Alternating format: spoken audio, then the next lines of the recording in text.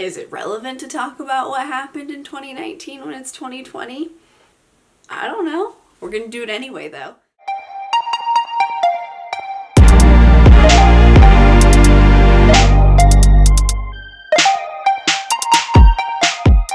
Hey guys, welcome back to Madison's Reading Corner. I'm Madison, and it has been a minute since my last video. It's fine though. It's the start of a new year. It's the start of a new decade. It's a new era for Madison's Reading Corner. It's a new era for me in general. And for everyone. Because that's, how time works.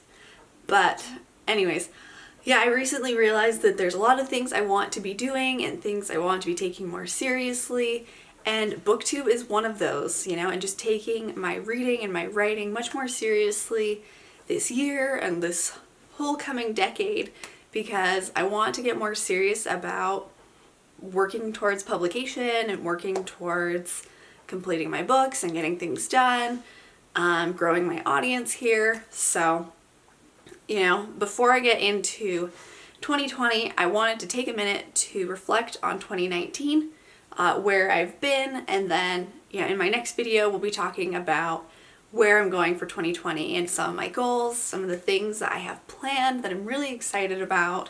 So for now, buckle in. We're going to reflect on what happened in 2019. So, without any further ado, let's get into my 2019 recap. Overall, I would say that 2019 was a pretty productive year for me reading-wise. Admittedly, it was not as strong of a reading year as 2018 was, but that's okay, I still met my goals, and I had a lot of awesome reads throughout 2019 that I loved. I got to read some new authors that I hadn't read before. I got started on a lot of different series. I finally read some of the things I've been promising myself I would read for, years. So it's exciting. I still have a lot of books on my shelf that I haven't read yet, but I'm looking forward to reading in 2020. But we're not going to get into those today, of course.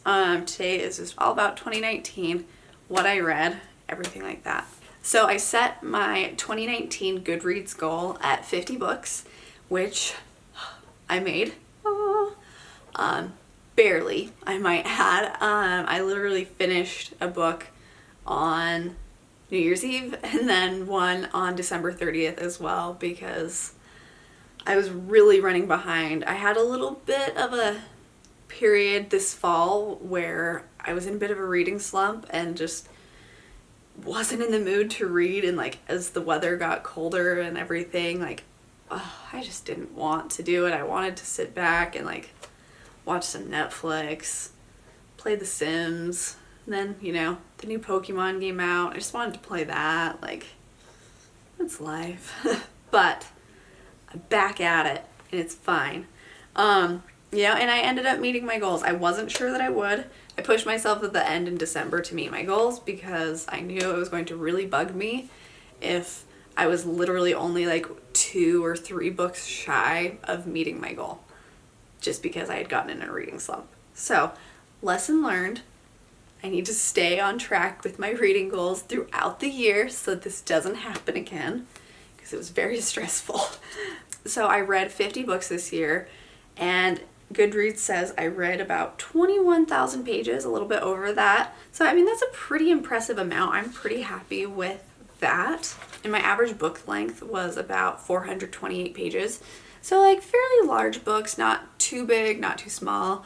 Overall this year though, I didn't read any massive books like I have in the past. So some of the things I compiled this year for my stats of 2019 were some of the authors that I read the most, also the genres that I read the most of, my book ratings for the year as far as books that I rated the highest and also books that I rated the lowest, and then also the medium of the books that I read, so as far as audiobooks versus ebooks versus physical books.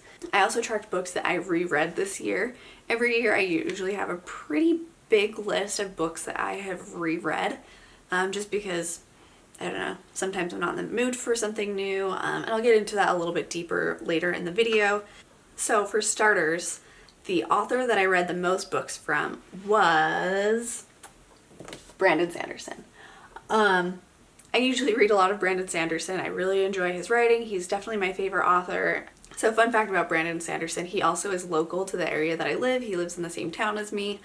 So everyone in my area that I live in Utah is like obsessed with Brandon Sanderson. Rightfully so. But like because he lives in the area, it makes it even more popular. But as a fun little like side story, my husband and I were at Barnes and Noble last week. And like we're just like in the fantasy section looking at Brandon Sanderson's books. And like they have 2 sections in the Barnes and Noble by my house that like has Brandon Sanderson stuff. So there's like in the main fantasy section, and then they have a whole area in like the back of the store dedicated to like the Brandon Sanderson wall. It's like a shrine to the king of fantasy. But we're there like in Barnes and Noble, and I'm like looking at these books, and Jordan, my husband, is like, you know, one of these days if we stick around long enough at Barnes and Noble, we'll probably run into Brandon Sanderson. I'm like, huh, yeah, right. Because like every once in a while they'll have like book signings from him at the store, but like running into him like naturally, organically, I thought it was like never going to happen. And then later that night, the Barnes & Noble in Orem, so the store that I was at, posted on Facebook that Brandon Sanderson was in the store that night. Like, while we were there, he was in, like, the Brandon Sanderson shrine area signing books privately. Like, he was just sneakily in the back signing books. And I was like, are you serious? I didn't go to the shrine area and run into him. Like, he was literally there at the same time as me. And I missed out. Mistakes were made. So let this be a lesson to you. Scan the whole store to find your authors, just in case, especially if you live near one. Anyways, rant over. Brandon Sanderson is the author that I read the most of this year. So I reread the entire Mistborn series by him. So all 6 books, as far as the first era of Mistborn and the second era of Mistborn. This is definitely one of my favorite series by him. One of my favorite series in general. It's just such a fascinating book series, and I love it so much. So for those who don't know, Mistborn is a fantasy series in which it kind of takes place in a world where the bad guy has kind of won. So people are oppressed, people are struggling, and the magic system follows people who can consume metals and turn it into different kinds of magic. So for example, if you were to swallow flakes of tin, it would heighten your senses. So you would be able to hear farther, you could smell more, taste more, everything, like all of your senses are heightened. Other kinds of metal allow you to like influence people's emotions, or like you can, you know, push metals away from you or bring them to you and stuff. And so there's some people in the society who are called mistings who have control over one of these magical elements. And then there's a very, very select few who are called Mistborn, and they have control over all of these magical elements. And so you're following our main character, Vin, who is a Mistborn who is trying to kind of overthrow this corrupt government and this empire, and like trying to make a better world for her people who are like the oppressed class.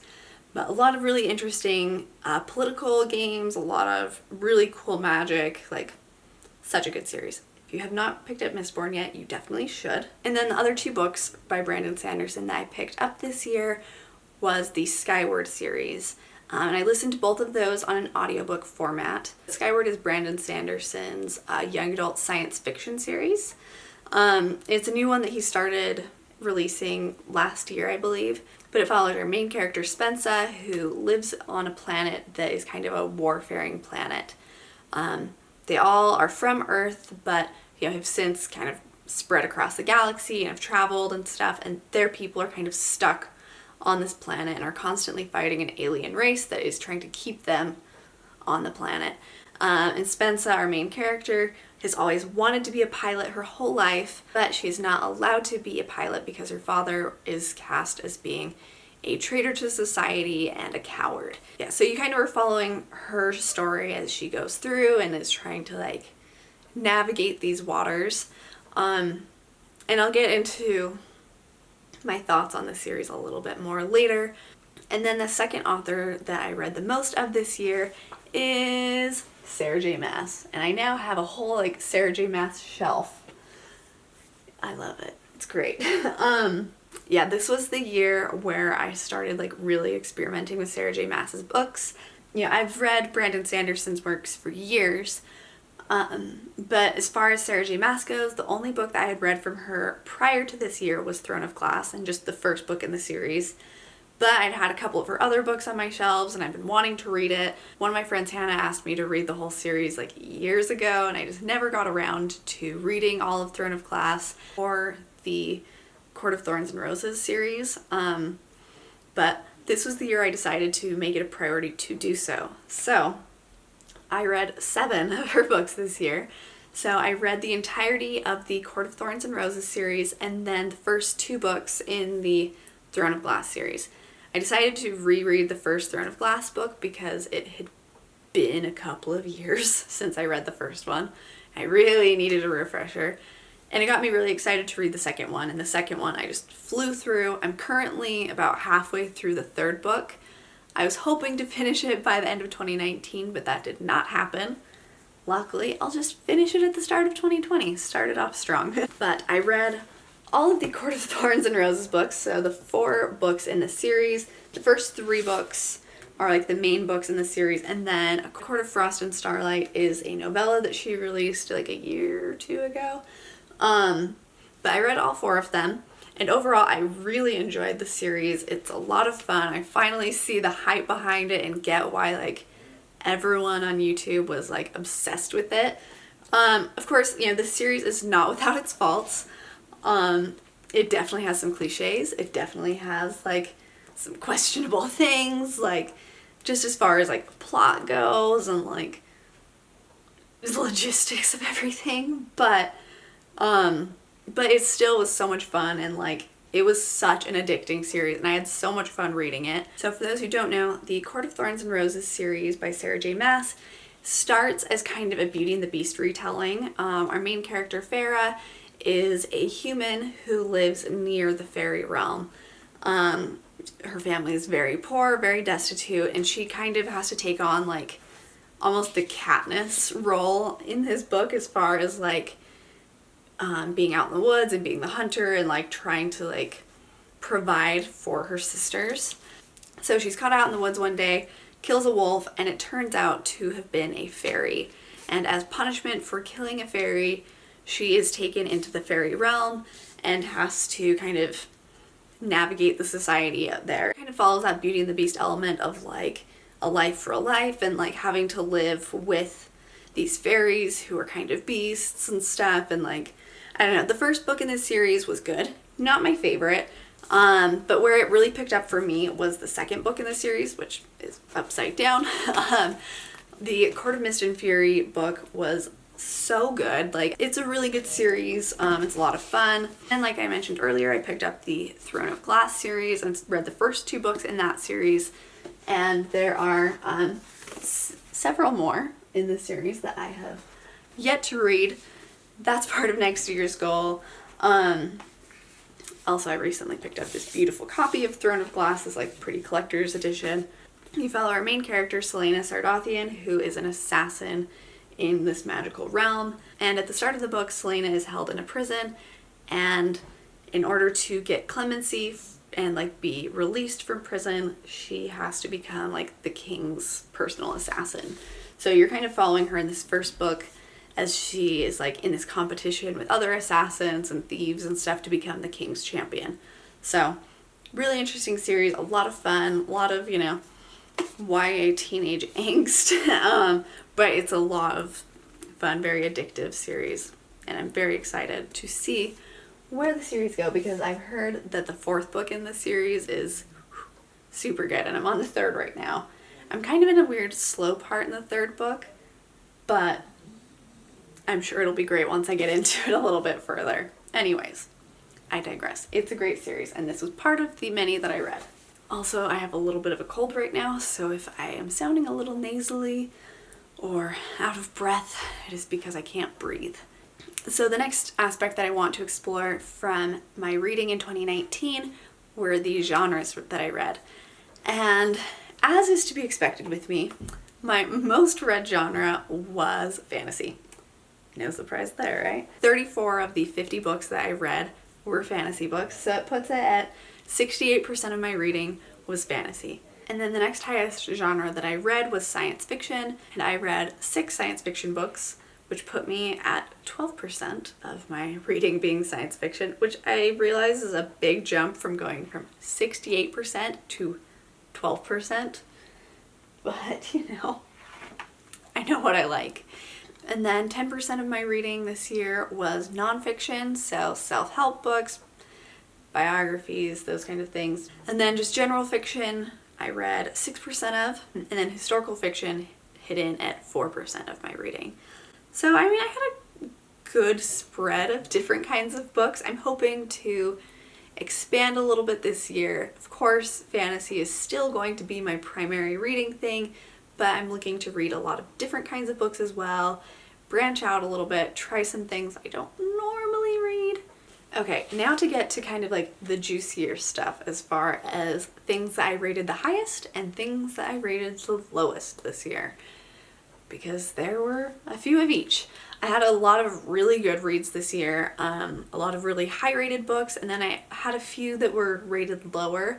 I didn't have any that were rated too low, although admittedly I probably should have rated a few of them lower than I did, but it's fine. We'll get into it. So let's just start with the highest rated books from 2019. This year I finally read the Darker Shade of Magic series by V.E. Schwab, and this has made its way onto my all-time favorites list. It is such a good series. Definitely a 5-star read all the way across the board. So good, so interesting, and it's one that I recommend to everyone.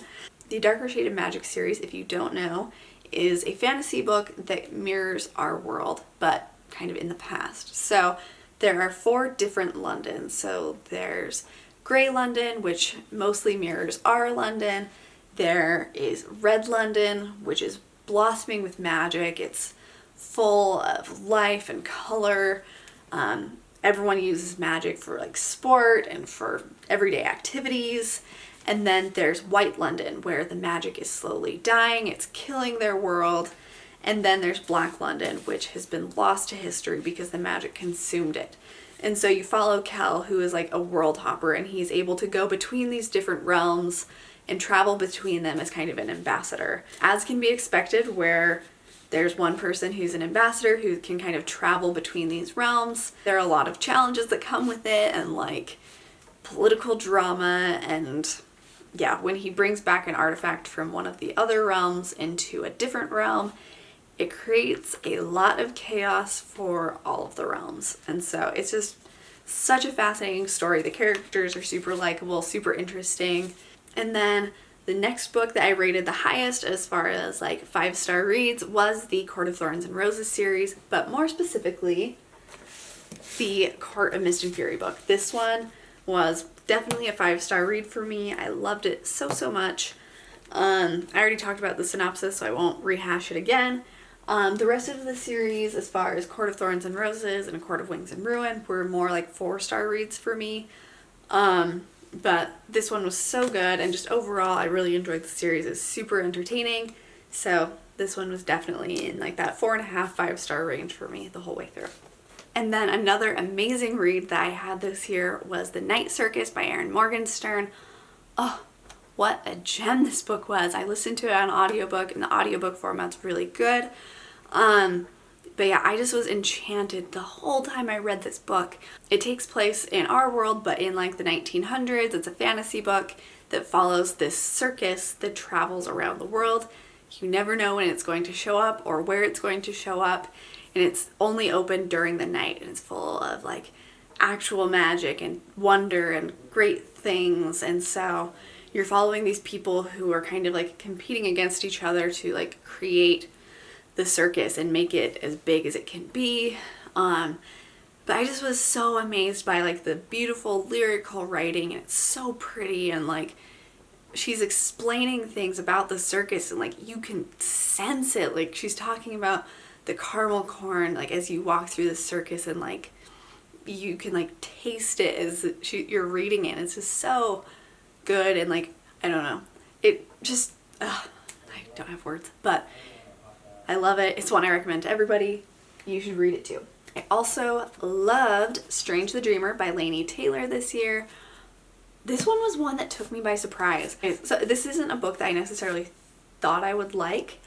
I really liked her Daughter Smoke and Bone series. Rather, I liked the first book in the series, and then after that I kind of lost interest in it. And then I just kind of put off reading this one. Like, I heard really good things about it, but like, I mostly was hearing it from people who loved the entirety of the Daughter and Smoke and Bone series.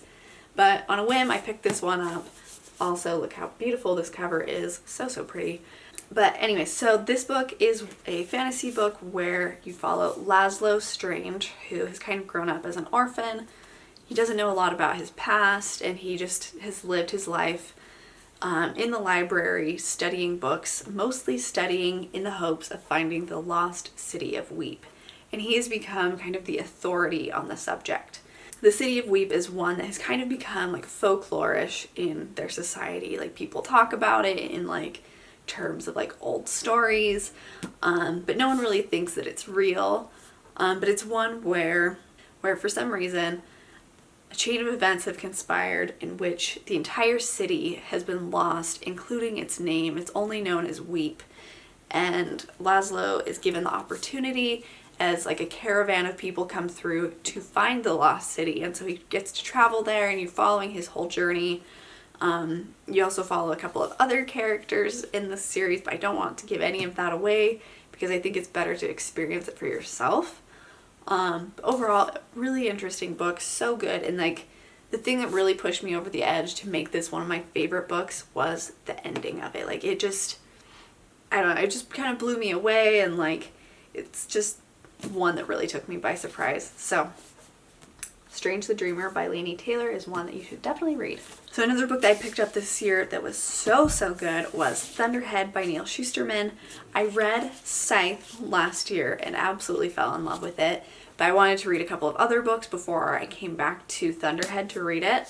So I read Thunderhead and the third and final book in the series, The Toll, in a row. And so both of these books were super good, but the Thunderhead, the second book, definitely is my favorite book in the series. It just had so many twists and turns, and like, the ending left me speechless. The third book in the series was also really good, but it didn't have quite as much power as like the second one did for me.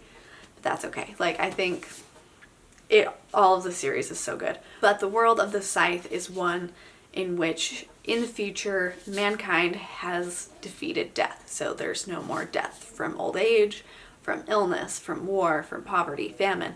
Like, everything has been taken care of by the Thunderhead, which is like their AI system. And the only way to keep the population under control is through the use of scythes, who are kind of ordained to kill.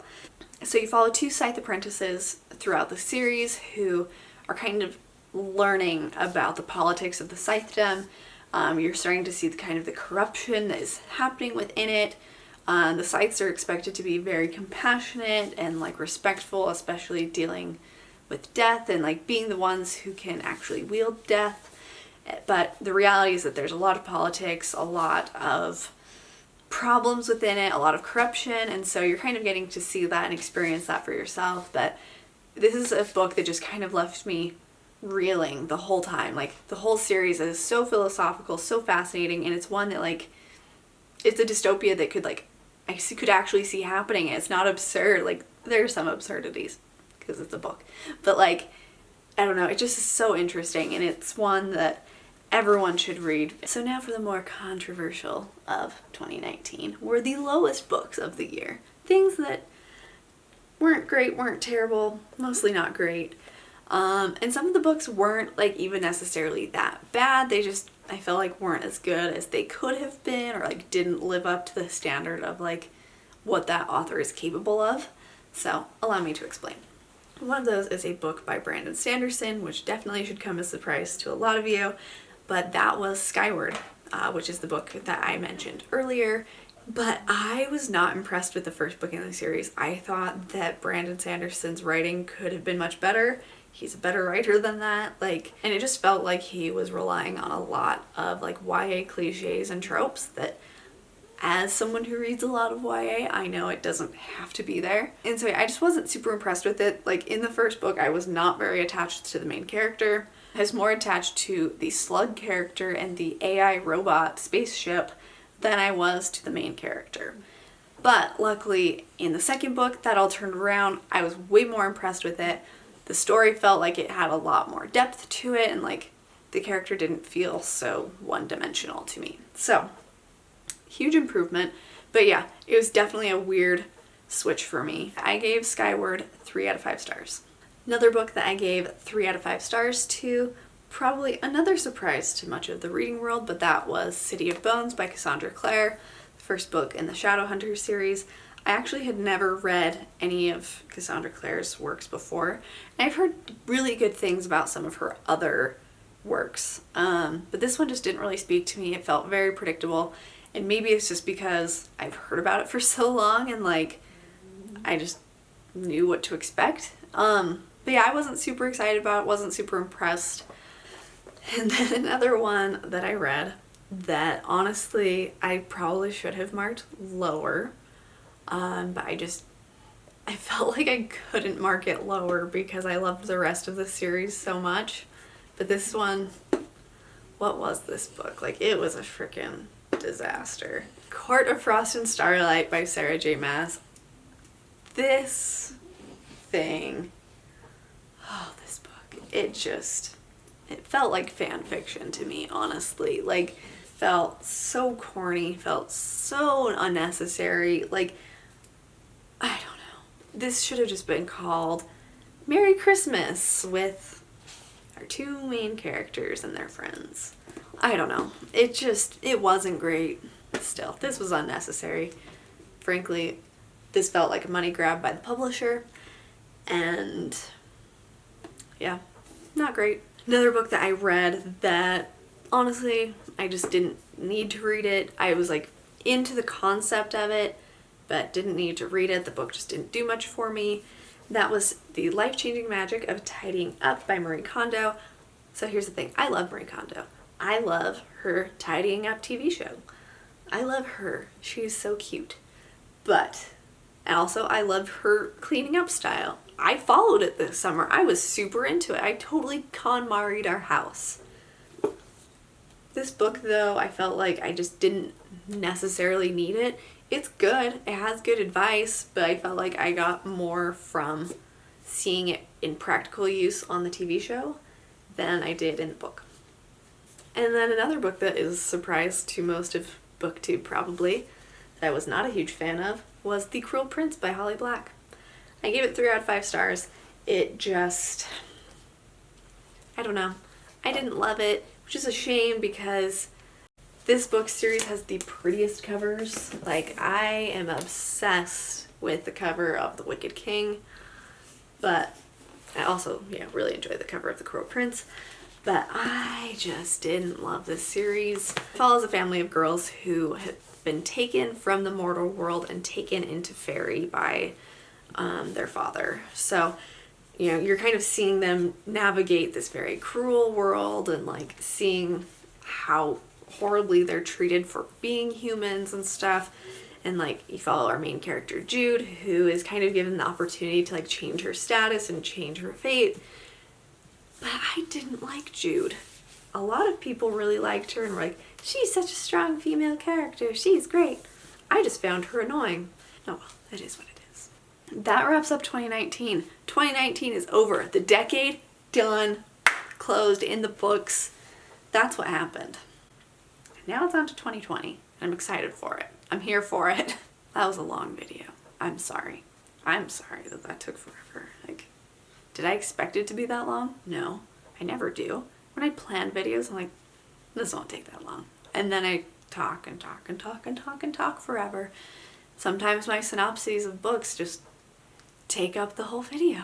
I had some really awesome reads. I had some less than awesome reads. I found a few new all-time favorites, which is great. Yeah, I don't know. It was a year of trial and error, new beginnings.